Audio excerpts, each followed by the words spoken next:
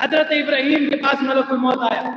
آنے کے بعد حضرت ابراہیم سے کہا کہ میں اللہ کی جانب سے آیا ہوں، آپ کا وقت ختم ہو چکا ہے، آپ کا وقت ختم، اب چلیے.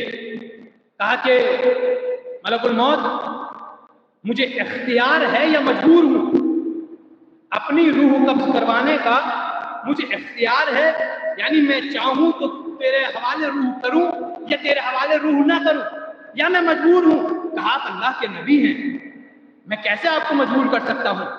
آپ کو اختیار ہے کہ آپ اپنی روح مجھے دیں یا نہ دیں. تو جناب ابراہیم نے ایک جملہ کہا کہ پروردگار عالم سے جا کے کہہ دینا کہ کوئی ایسا محبوب ہے جو اپنے حبیب کو موت دینا چاہتا ہے.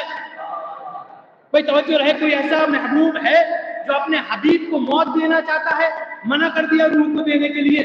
ملک الموت اللہ کی بارگاہ میں گیا، کہا کہ ابراہیم کے پاس گیا تھا تاکہ ان کی روح قبض کروں، لیکن ابراہیم کہتے ہیں کون ایسا محبوب ہے جو اپنے حبیب کی روح کو لینا چاہتا ہے؟ اللہ نے کہا اللہ خالق الکلام ہے، اللہ متکلم ہے، اللہ حکیم ہے. اللہ نے کہا کون ایسا حبیب ہے جو اپنے محبوب سے ملاقات کرنے کو منع کرتا ہو؟